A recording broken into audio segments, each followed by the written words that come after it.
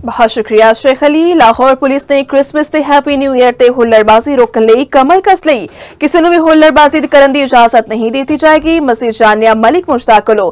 जी Malik Mushtaq, update करो। बिल्कुल happy new year ते क्रिसमस के हवाले नाल लाहौर पुलिस ने भी कमर कस लई है। किसी नूं भी आजादी नहीं दी जा रही। सीसीपी लाहौर वालों आख्या गया है कि किसी बंदे नूं भी मोटरसाइकिल आल्ट्रेशन करदियां वेख्या गया या कोई बंदा अपनी मोटरसाइकिल का सलेंसर कट के मोटरसाइकिल चलाना होया नजर आया तो उसके खिलाफ सख्त कानूनी कार्रवाई की जाएगी। इस हवाले नाल लाहौर पुलिस को भी मुख्तलिफ तरीके इंस्ट्रक्शन दित्तियां गई, समझा दिता गया कि किसी को भी क्रिसमस या हैप्पी न्यू ईयर के हवाले नाल आज़ादी नहीं दी जाएगी।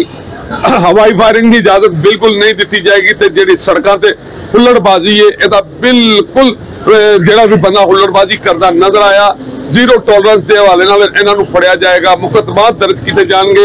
इस हवाले नाल सीसीपीओ लाहौर वालों वाज़ेह हदायत लाहौर पुलिस को जारी कर दित्तियां गईयां ने कि अपने इलाकों के विच ओ मोटरसाइकिल मकैनिक जेडे मोटरसाइकिलों को आल्ट्रेशन करते हैं तो लोगों लिए वबाले जान बनते हैं, उन्होंने को सिक्योरिटी बॉन्ड ले जान उन्होंने फड़िया जाए। तो जोड़ा बंदा भी मोटरसाइकिल का सलेंसर कट के मोटरसाइकिल को चलाना नजर आएगा उन्होंने फड़िया जाए, वो मुकदमा दिता जाएगा। हैप्पी न्यू ईयर ते क्रिसमस के हवाले नाल मुकम्मल तौर पर सख्ती का ऐलान कर दिता गया। किसी को भी हुल्लड़बाजी करने की हरगिज इजाजत नहीं होगी। हवाई फायरिंग की इजाजत बिल्कुल नहीं होगी, हुल्लड़बाजी की इजाजत बिल्कुल नहीं होगी।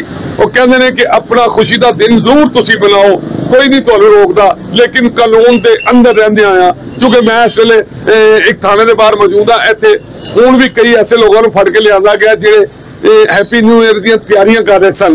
तो इस हवाले नाल क्रिसमस के हवाले नाल कई लोगों को भी फड़िया जा रहा है जिहड़े नशा बेचते हैं, शराब बेचते हैं, उन्होंने भी आख्या जा रहा है कि बिल्कुल हैप्पी न्यू ईयर ते क्रिसमस के हवाले नाल जेड़ा लाहौर पुलिस के सख्त इकदामात ने, सख्त अहकामात ने, तो किसी को भी इजाजत नहीं दी जाएगी कि कोई भी शख्स जेड़ा हैप्पी न्यू ईयर या क्रिसमस के उत्ते हुल्लड़बाजी करे। जी।